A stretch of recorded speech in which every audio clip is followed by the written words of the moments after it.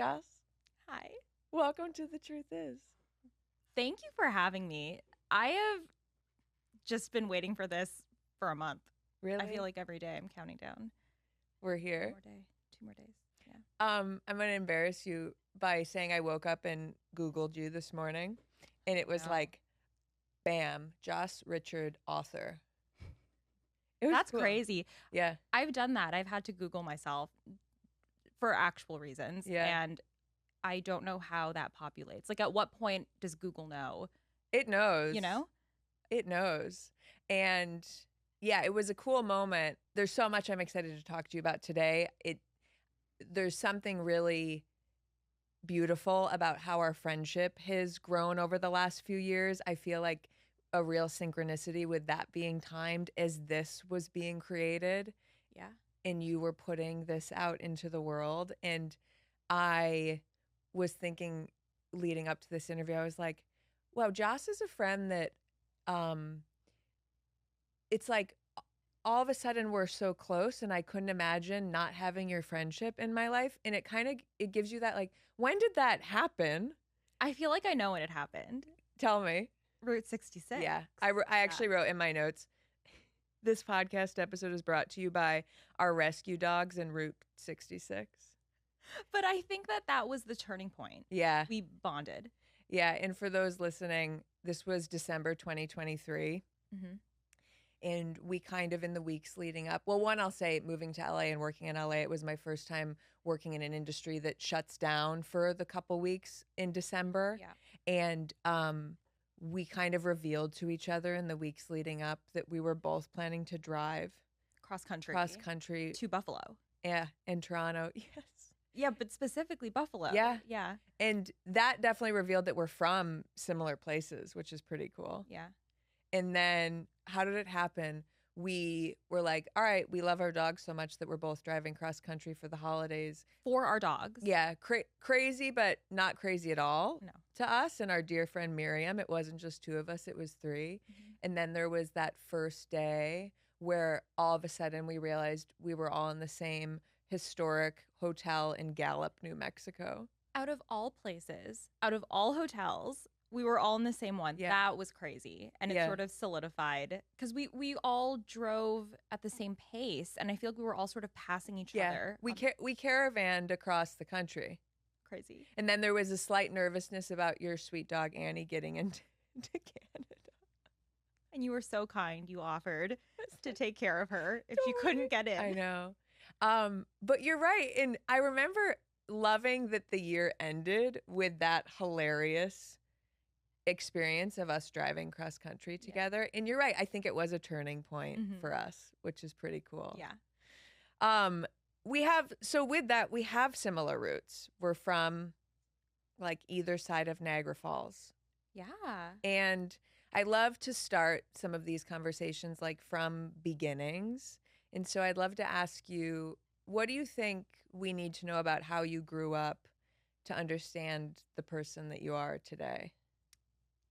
I've never had to answer that. Ooh. I've never had to talk about myself from a young age. Yeah.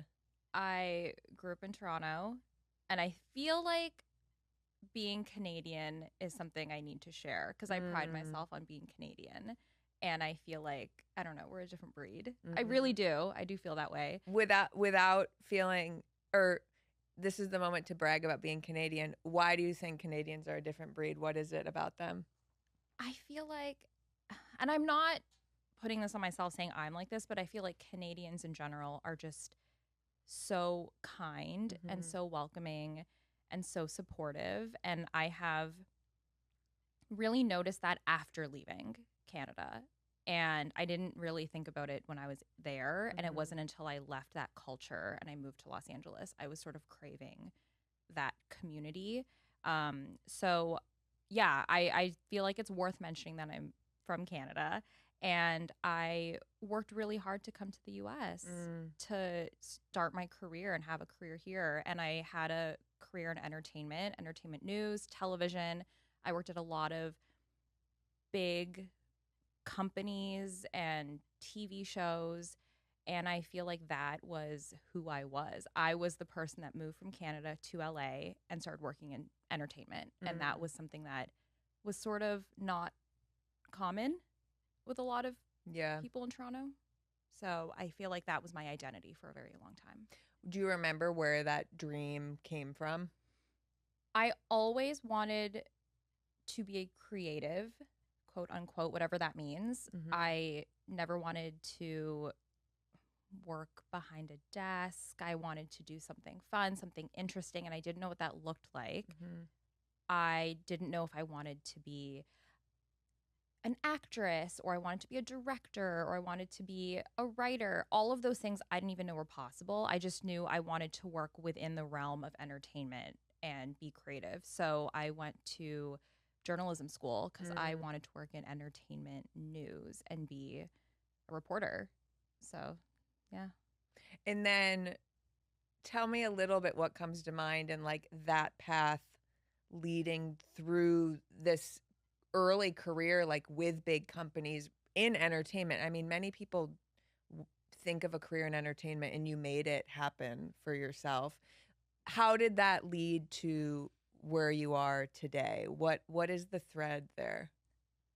I was always a creative person. So I wrote, okay, I think what's crucial here is during all of this, I wrote a lot of fan fiction growing up. And I also used to edit a lot of fan videos. I was just like a nerd, I just loved TV, movies. So I was doing all of that on the side. And that was sort of like my secret identity, just like online constantly, like in these like forums talking about all of these shows and movies. So I was always doing that. And it wasn't until a recent job where I was working with books, which you are familiar with, I sort of felt empowered to open that side of my life again. Yeah. And I thought, okay, well, I'm reading all the time. I'm talking to authors. Maybe I can write fan fiction again. So I started to write fan fiction, and I think maybe 2 chapters in, I realized I wanted to write something that wasn't fan fiction. I wanted to write something original.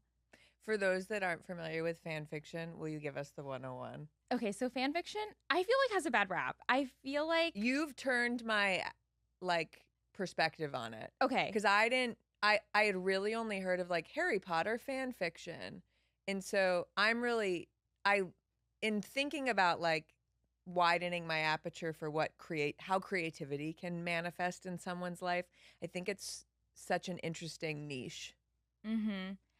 I think Harry Potter, Twilight, Yeah. those are what people think of when they think of fan fiction. I was writing Sound of Music fan fiction, so niche. Yeah. But for people that don't know, fan fiction is when you take characters from a certain IP and you write an alternate story for them, or you continue the story after the movie's over or after an episode is over. And a lot of authors have started their creative writing through fan fiction. Fascinating. Yeah. Do you think it's something in that like, oh, this world and these characters already exist and I want to go see them do XYZ? Yeah, I think that's where the core of it comes from Yeah. a deep passion for these characters and whatever this movie or show is that you just want more. Want more from them. Yeah, so you're like, okay, well, I guess I'll just write it myself because I just want more. What happened in your Sound of Music fan fiction? Have you seen The Sound of Music? Yes, of course. Okay. Some people haven't. I don't know. It's classic. It's the honeymoon. Wow. Because we never saw the honeymoon scene. So I was Yeah. 12 years old writing a honeymoon scene. I had no business doing that. Wait, so you were a romance writer from the jump? I think you could say that. Yeah. I did not think of myself that way. I did not feel comfortable calling myself a writer until I sold the book. Yeah. That's well said. I wanted to ask you one more thing about fan fiction being, it's interesting we live in a world today where I do believe it's true. You can find your audience for what you put out. And fan fiction feels like that's really true in that world. And so you'd write these stories but find in your own audience online. What did that look like? Like you had your little corners of the internet where people loved your stories and you loved theirs? Yeah. It started when I was, I think, 12, Yeah. 13, and I was allowed to use the internet in that capacity. And I would just find places to post it, like forums and whatnot, and there were other people, they would share their stories, and yeah, that's how it really started. And then you build this community with people, and some of them don't even know your name, because it's not like I was putting like Joss Richard. It was like a Right. fake name. So it was like putting yourself out there with no risk, because nobody knew who you were. So that was Right. really fun. What do you think it's always been in you, even from a young age, like loving being in fiction, and just where do you think the love of story came from?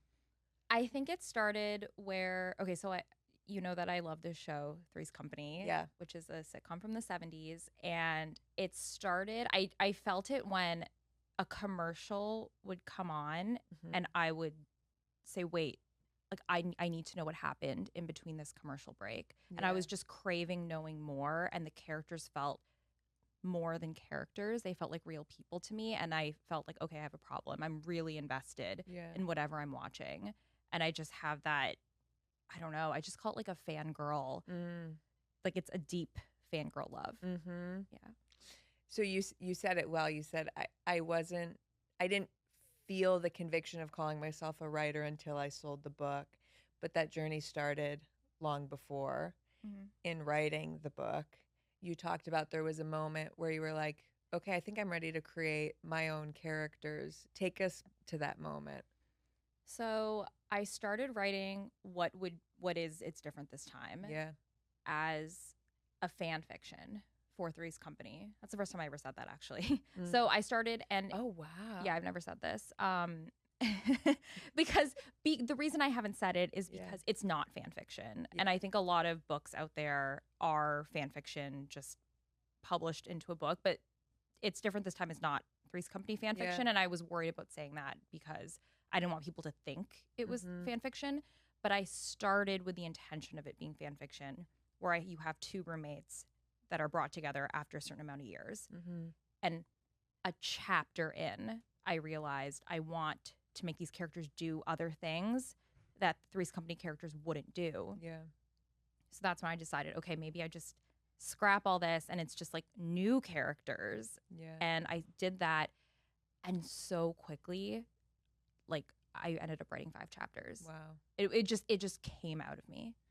It makes me think of something I think a lot about, like these lines between your life and fiction, and s- something that I talk a lot about, like with my acting friends and at my acting studio, is like there are these universal truths that transcend character and genre and story. What are your thoughts on this line between what already exists and what's a new creation or idea? I think everything comes from something else. Right. It has to. There's just like the history of art. Yeah. It would be almost impossible to create something entirely original. Hmm. So, And even what does entirely original what does that even mean? Because Yeah. also, and I always think it's in how it's, I guess the approach, because you can give anyone a concept of, all right, 2 roommates, Yeah. go. You'll come up with 500,000 different stories, and they Yeah. won't be the same, but it'll all be derived from the same idea. Hmm. So I think that, yeah, everything comes from something. Everything that we do comes from a love of something else, whether we realize it or not. Hmm. And I don't think that that's anything to be ashamed of. I think that's something to celebrate, because that's the whole point. If I'm me putting this book out, if someone else reads it and says, oh my gosh, this has sparked an idea, I wouldn't be like, no, wait, that's my idea. I would be like, Yeah. wow, that's amazing that this sparked something and inspired a new idea, Yeah. you know? And it kind of flips on its head. I think we're all familiar with having an idea and being like, "Oh, it's already been done," Mm-hmm. but it actually flips it to like, no, there's. In all, I was actually at a writing retreat this past weekend with the author and memoirist I love, Jedediah Jenkins, Yeah. and he says a lot. There, only you can speak from your perspective and your experience and see something the way you see it. And Yeah. so it kind of opens up.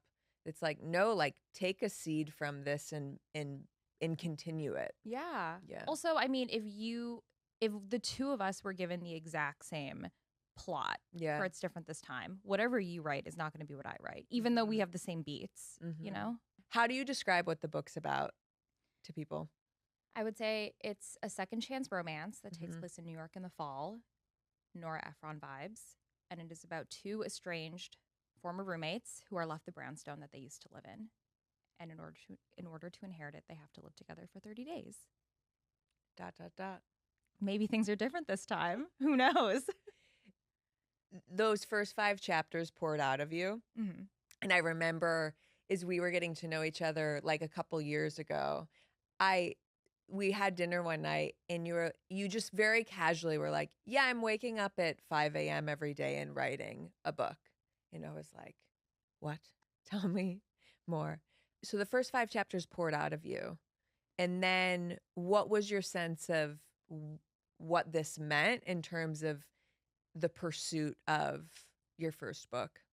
So I wrote the first 5 chapters on my notes app. In your phone? In my phone. I wrote it in bed. Just like thumbs? Yeah, I just thumbs. That's how I would write fan fiction. Really? Just in bed. Going at it? Yeah, like, because there were no stakes. I wasn't doing this. There wasn't an expectation around it, which I think is really important to name. Absolutely not. And I think that's why it poured out of me, because I wasn't overthinking anything. Right. And I think once you have expectations, that's when the writer's block starts. That's when it gets hard. So I wrote this just purely like, yeah, in my bed on my notes app. And I think it got to a point where I sent a little snippet of it to a friend. And I was like, would you want to read this? And they were it was a scene at the lawyer's office. It was that scene, and they were reading it and they were like, this is, oh my God, I want to read the rest. So I was like, okay, I think maybe I put it on a Google Doc so that way I can send it to them. And then as I put it in the Google Doc and I saw how much I actually wrote, I thought, wait, this could be a story. And I didn't know what to do with it because, again, I had no intention of publishing it. But I was like, okay, I'm just going to write it. Maybe I'll send it to friends and have them read it, my husband. And it wasn't until it was done and my husband read it and he said, this is a book. That's when I said, okay, wait, maybe I reread this and try to make it better. And your husband's also a writer. What was taking that in like for you to have someone that arguably the person you're closest to be like, no, this is actually a book? Well, I just thought he was being nice because he's my husband. Yeah. You know, I'm really bad at taking compliments. Yeah. So if I receive praise, I say, okay, thanks. And I just it doesn't stay with me. I just politely know how to say thank you and I move on. But I think when he said it, I think I secretly wanted him to say it because I really, really loved this story. Yeah. So it sort of gave me permission to say, okay, I guess it is a real story. Yeah. And then what happened? And then I decided that I wanted to publish it. And well, actually, I didn't know anything about the publishing process. I thought you write a book to get an agent. And then when you get the agent, you're like writing a different story to get published. I didn't know that whatever story you send to an agent, that's the book that you try to sell. So I wrote it thinking, okay, this is good enough to maybe get representation. And then my agent really liked the book and she's like, no, let's send it out. And I wasn't expecting any of that. Yeah. That routine of waking up at 5 a.m., I ask you about it probably every other time I see you. You talked about not setting an alarm for it. Were you always an early morning person? Was it something about this pouring out of you? When you love something so much, Yeah. it's all you want to do. Yeah. So I loved writing this story, and I knew that in the morning was the only time I had to write it. So I would just wake up saying, oh my gosh, all I want to do is write it. So I was excited to wake up and write because I couldn't write it after work because I was still working a full-time job.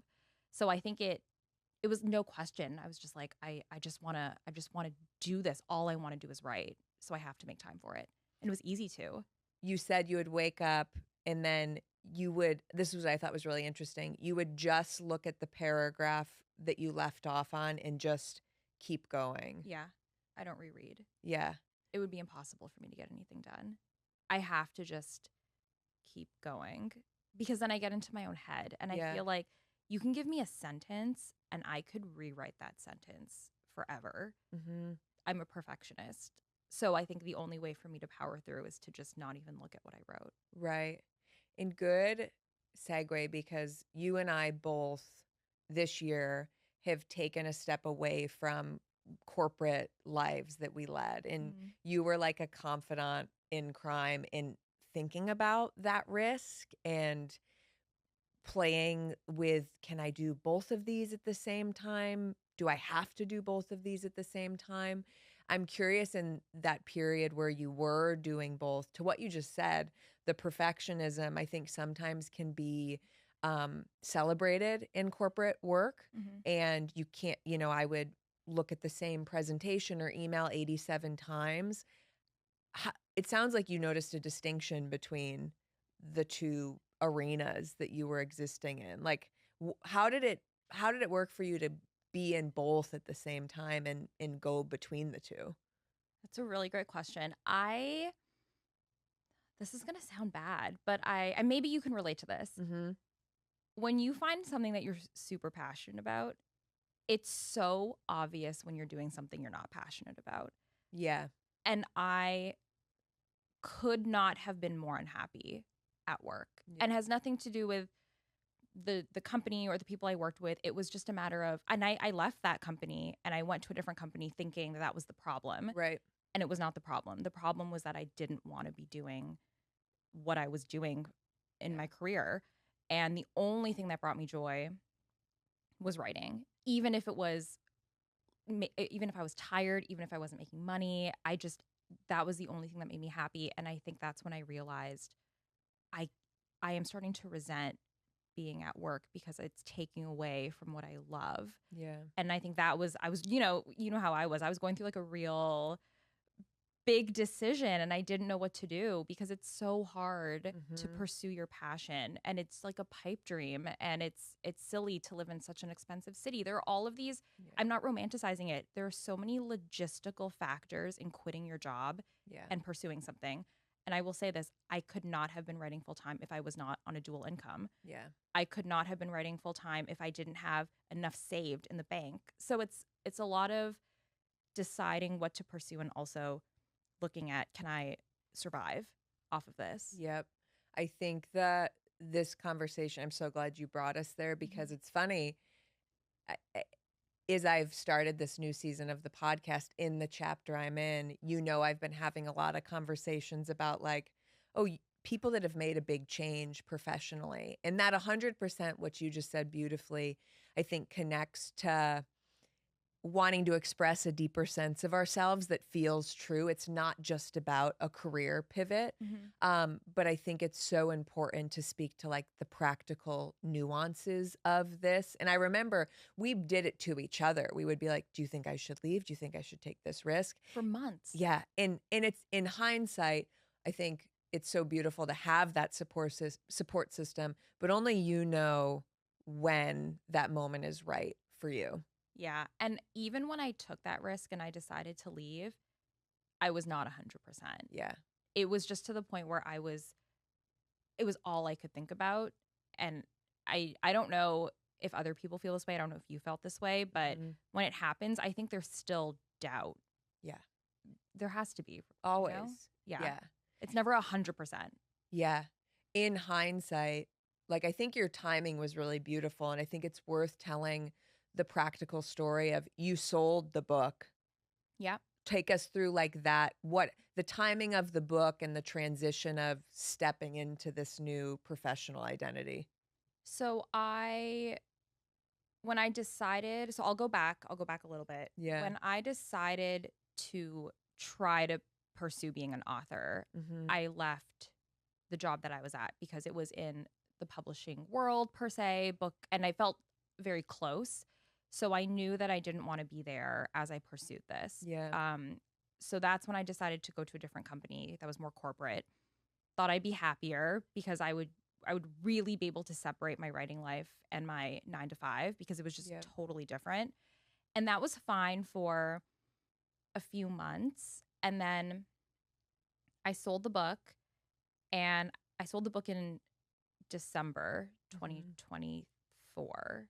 Um, and I think in March 2025, I decided to leave because it was just, I mean, in all honesty, it was like, okay, I have a book coming out. I was about to sell my second book. I didn't Mhm. know if I was selling my second book, but I decided to take a risk because I was on a deadline Mhm. to submit it. And this is getting into the nitty gritty, but I feel like it's important Yeah. for people to know. And I will validate that because even you hear so much advice about, oh, wait till book number 3 or don't, always do both. And that can get overwhelming for me. And I'm not even pursuing publishing a book, Yeah. but just this broader spectrum of like, what does it mean to pursue creativity with the sense of I'm pursuing this as not just a hobby. So I do think it's important to talk about what your specific journey was. Yeah. And so I think what's crucial here is I decided to quit my full time job Mhm. before my second book was sold. And I always told myself I would not quit my full time job unless I sold a third book. Yeah. So it was, and I was like, oh my gosh, I'm getting ahead of myself. I'm just like in this, like, I'm just so happy that I sold a book. I just want to quit. I'm not thinking straight. But the reason I quit was because I wanted to write a really good second book to be sold. And I told myself, okay, I'm going to write my second book without any restrictions, no full time job. I'm going to give it my all. And if I don't sell it, Mhm. then I will go back and find a full time job. And I ended up selling it. And I'm so glad I did. And I think what helped was my husband said, this is when I was debating what to do. He said, okay, he's like, you can find a job at any time, but how often are they going to ask you to write a second book? So he's Yeah. like, if you don't do this and give it your all, then like, when are you going to? Yeah. Because it's true, you can always find another job. Give it, like, depending what your job is Yeah. and how passionate you are about it. To me, it was just a job. Mhm. So I wasn't like, oh my God, I'm working at this like dream company that I'll never work at again. So I think that also helped Yeah. it with my decision because it wasn't everything to me. This is the thing I think a lot about is like the self-inflicted or societally inflicted expectation of making both work because it's the smart thing to do, but the reality of that being like your energy is split and your attention is split, and the shift to like the risk rather in I'm just going to write book number 2. Mm-hmm. As you look back on that and where you are now, how is your sense of what like success feels like? Or let me phrase that more clearly. How is your idea of what success is evolved in this journey? God, I still feel like I'm not successful. Mm, And I think that's just in me. Like, I'm always, something that I've noticed about myself is that the goalpost will always move, yeah.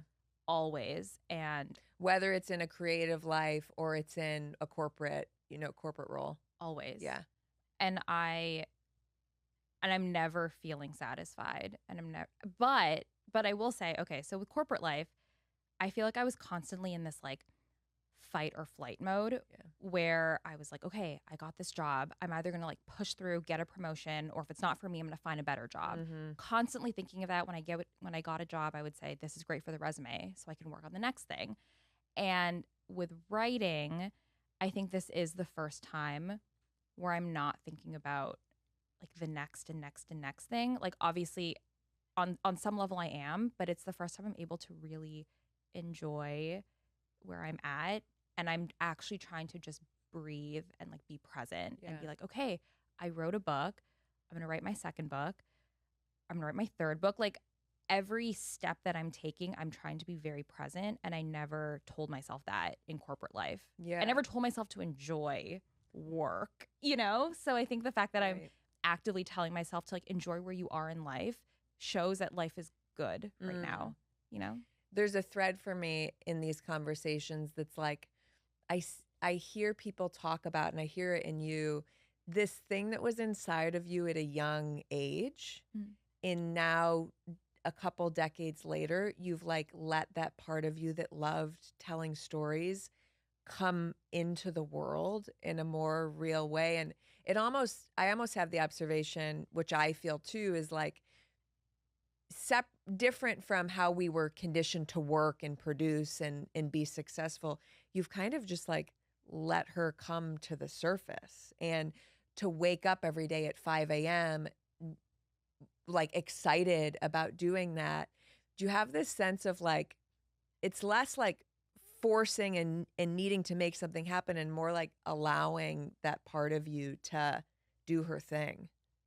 Yeah, it's the first time where it doesn't feel like I'm forcing anything or that it's work, Yeah. or it just feels like, I think when you find your truth, Mhm. when you find what you love with everything in you and you are able to do it, you're like, it just clicks. And I Yeah. think you don't realize until you're actually doing it. And I didn't know, again, I didn't think of myself as a writer. It's not something I wanted to be as a young girl growing Yeah. up. I did not, and I have a lot of imposter syndrome because of that, Mm. because it's not something I was working for my entire life. Although it was in me, it's not something I was trying to achieve. Um, but once I was writing, I was like, oh my God, this is like this is it. This is Mhm. what I've been searching for. It sounds so silly, but it is. It's not, yeah, it's not though. And I relate to the fight or flight and kind of being like, oh, I guess this is what it's like. And I want to ask you this question because I think a lot about this with my podcast is, I think we're warned against growing up like just following your dream and your passion is not, it doesn't always make sense for everyone. And there's something that's a little bit more nuanced that I feel like I'm getting at here because I don't think that's the advice, Mhm. but because all of the experience, I'm sure you feel this way, you had leading up to this has value. Mhm. But how do you relate to that? Like, is the advice to follow the dream and follow the thing you love, or is it to like learn about yourself along the way? Because you said even as a little girl, the dream might have been different from writer, but the writer feels true now. I don't know if I would tell someone follow your dreams. Yeah. Like, I don't know if that is the right message, like you Hmm. were saying. I think there's just something so like, A yes, little bit of like a platitude and yeah, I yeah. would say for me, I would say life is short and you should love what you do. You shouldn't be unhappy in a job, or you shouldn't be unhappy in a relationship or anything. Yeah. Any life is too short to be unhappy. So I think that is what I have learned, and I have been so unhappy in my career for a very long time, even though on paper I've been successful. And that's Mhm. very hard because I'm sure you're the same way, where you have a lot of people reach out to you for coffee chats, or, they want to talk about your career. And I'm like, okay, I can talk to you, but I mean, I don't know. Yeah. I just did the thing and I'm just working, and that's all I can really say. I'm not passionate about it, but I think that it really hit me when I was working at a corporate job that I didn't like and I wanted to pursue writing. Yeah. That's when I said, okay, yeah, life is too short. I should just do the thing that makes me happy. Hmm. Like, following my dreams, like your dreams change Yeah. every so often. So, yes, follow your dreams, but also just remember that, I guess, like, why are you working at a job that you don't like?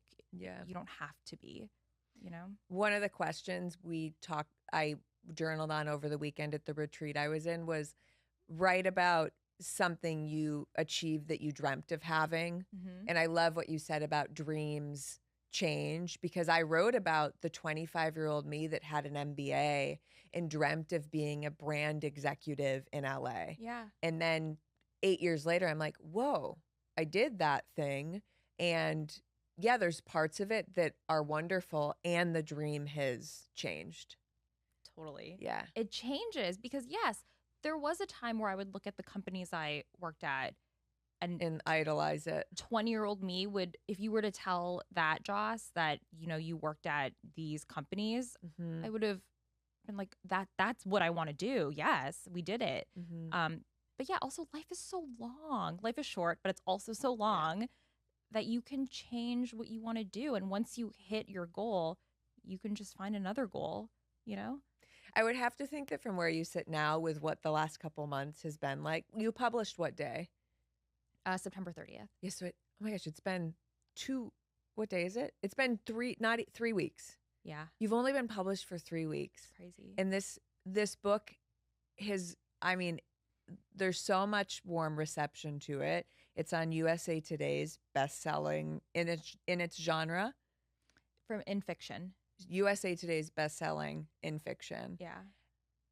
Do you have any sort of feeling like the speed at what's this reception has been like I assume you couldn't have predicted that, or what was your sense of what the experience would be publishing a book versus what it's been?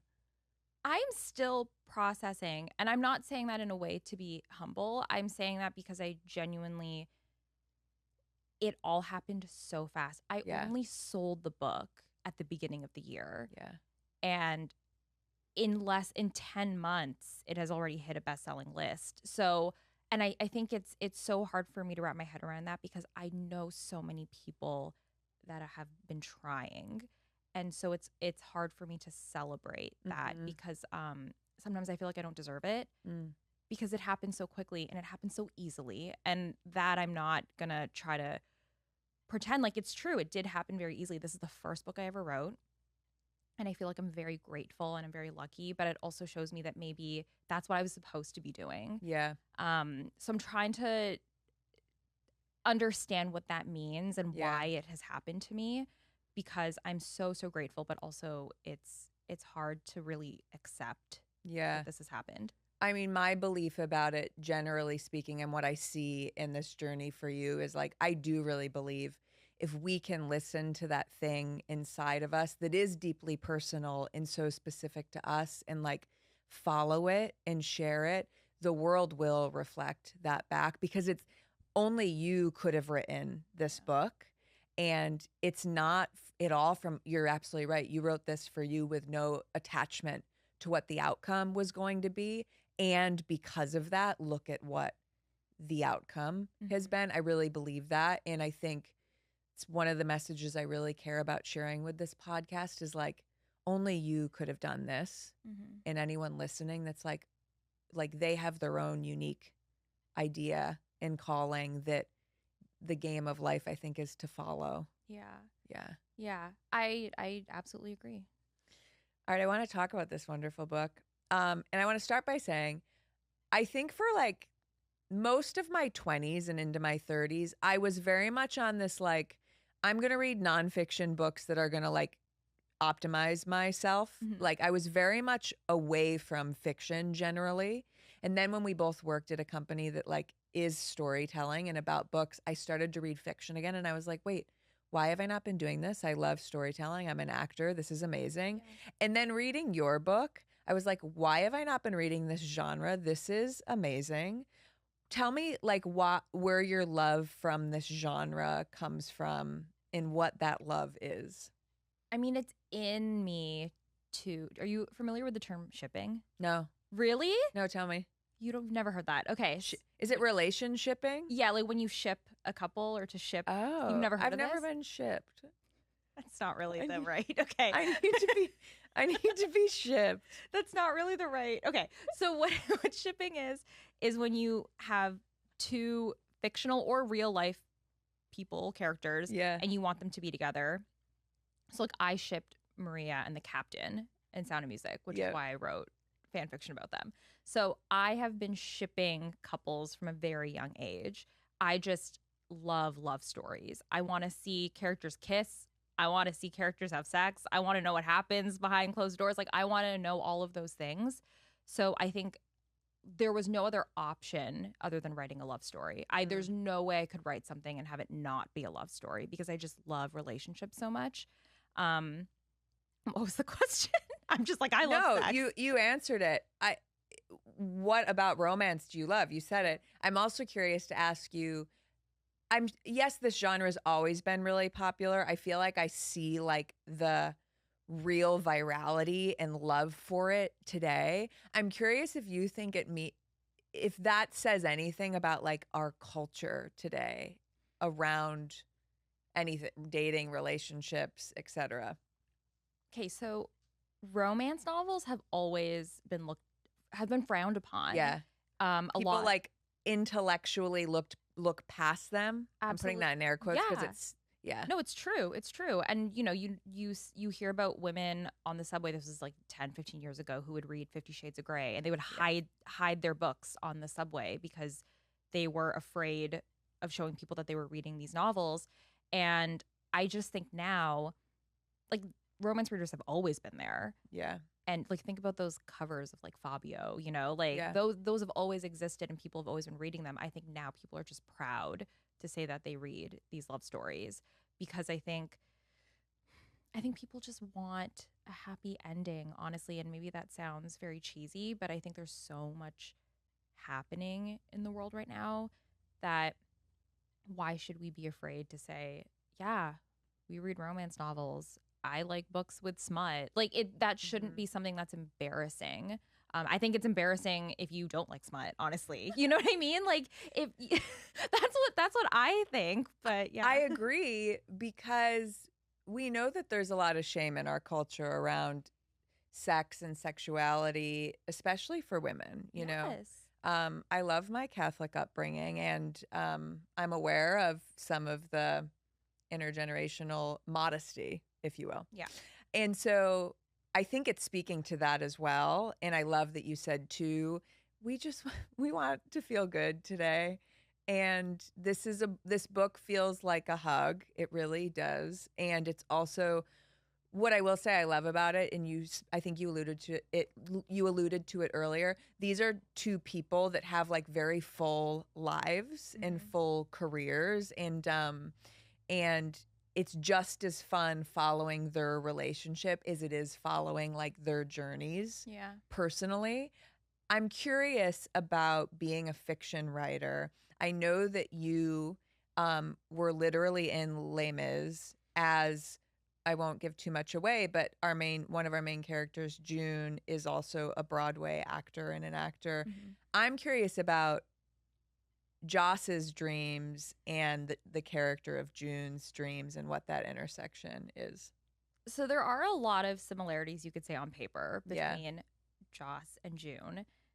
It is not autobiographical by any Hmm. means. What I think that is and what you're recognizing is me taking things that I know and passions of myself and putting it on paper. Um, because yeah, I mean, I love theater and June is a Broadway actress. I am not a Broadway actress, but I can take that love for theater and put it into a character.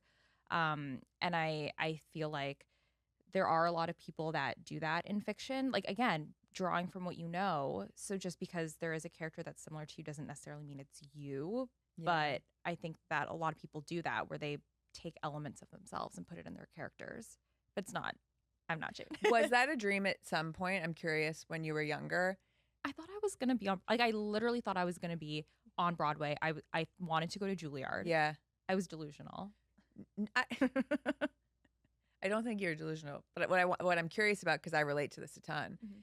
and you said it earlier, letting the dream change and letting the dream evolve. Because for me, it's always been storytelling, and I love theater so much, and I love storytelling in this format that I didn't know existed 10 years ago. And so, do you relate to that? Like the dream evolves, and like now in the younger you that wanted to go to Juilliard probably couldn't have seen the you now that is a published author. No, no. Oh my God. If you were to tell my younger self that I was a published author, I no, there's no Yeah. way I would believe that. I absolutely. If you told me that 5 years ago, I would not have believed it, because it's not something I wanted. Mm-hmm. And I think that, yeah, I think that whether we know it or not, everything that we do brings us to the exact moment that we're in, because there's a reason why this book has resonated with so many people, and maybe that is because June is on Broadway and there's that love for theater, and if I didn't want to be on in theater, I couldn't have written the character of June. So I feel Right. like all of these things sort of, it's a ripple effect. Yeah. And had I not been unhappy in my job, I wouldn't have tried to write a book, and then it wouldn't exist. So, Yep.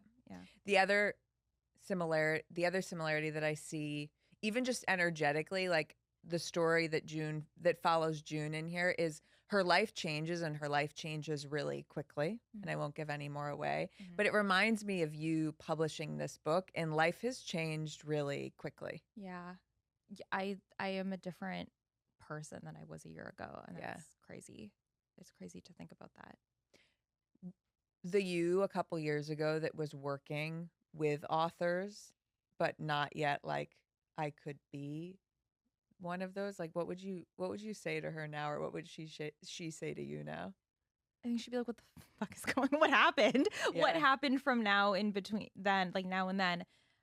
I really I don't know. I don't know what I would say to that person or what that person would say to me.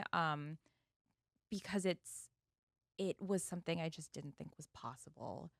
I Yeah. just didn't think it was an option. I think I deep down maybe wanted it. That's why I wanted to work at that company, because I love Mhm. stories and I love books.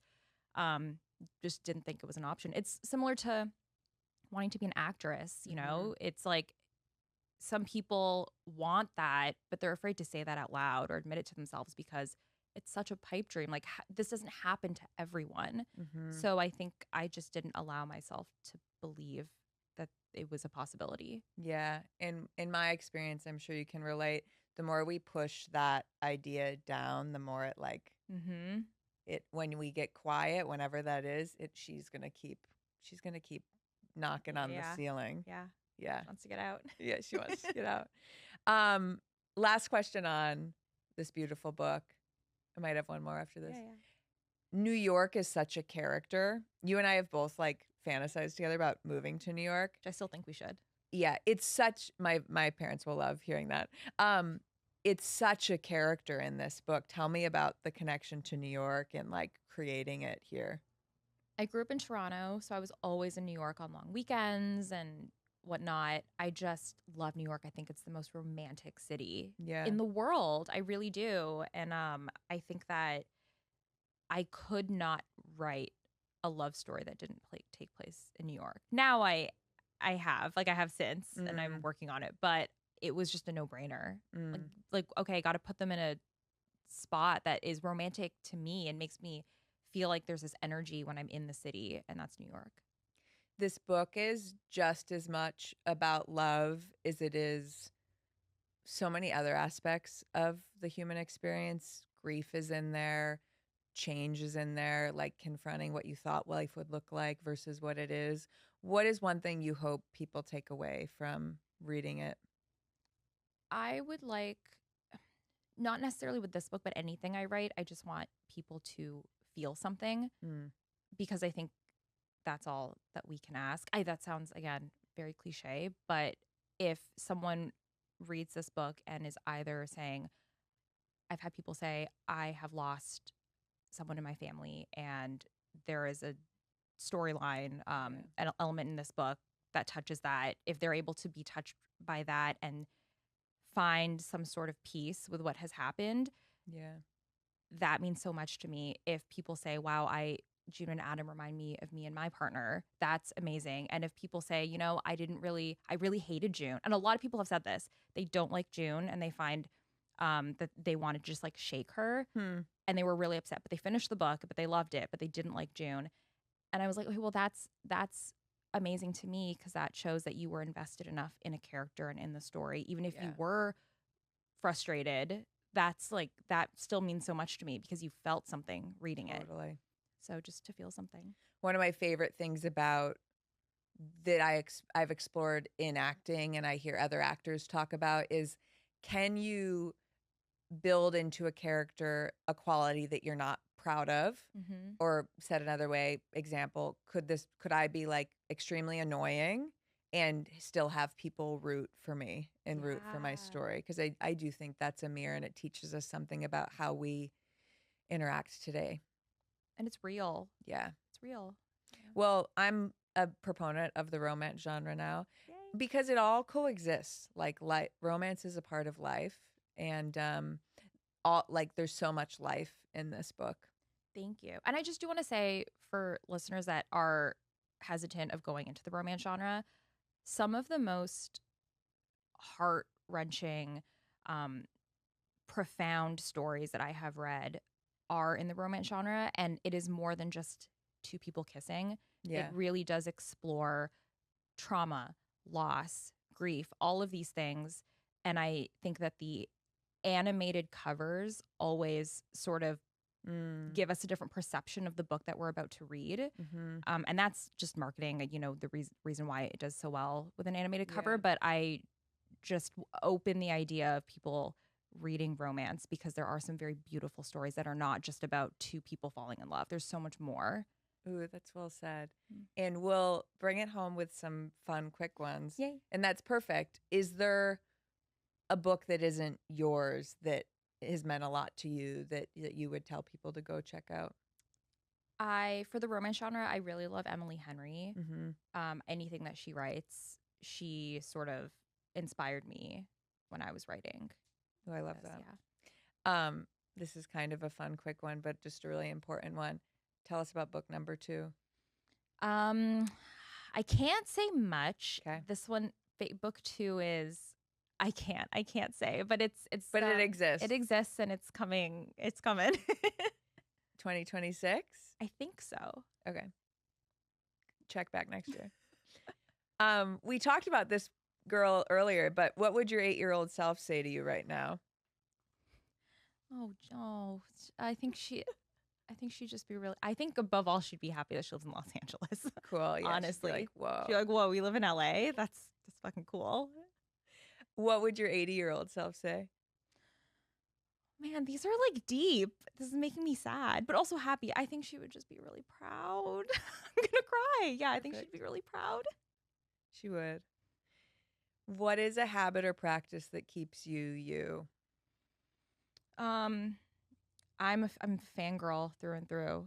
I love watching like my 70s sitcoms. I love Star Wars. I love Sound of Music, just like nerdy things, and I like geeking out over movies and TV shows. Hashtag Adam Driver. Yeah. All right, fill this out. I used to think blank, and now I know blank. Oh, geez. Whatever comes. I used to think that it was oh fuck, this is a good question. I used to think that it was like a linear path, that there was a way we're supposed to do things, and now I'm realizing there is no right way to do anything.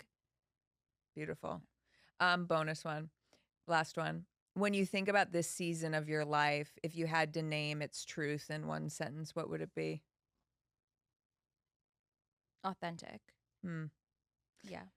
I'll end by saying I'm so grateful to you for doing this, and truly it's such a testament to like there isn't competition, there's just us each following our thing, because you being on this path has encouraged me to be on this path, and how it's just been such a gift and privilege to share it in moments like this. Well, you saying that, you have been that person for me. So sometimes we just don't realize the impact that we're making on people, because I look at you and that has helped me with my path. So thank you. Thank you.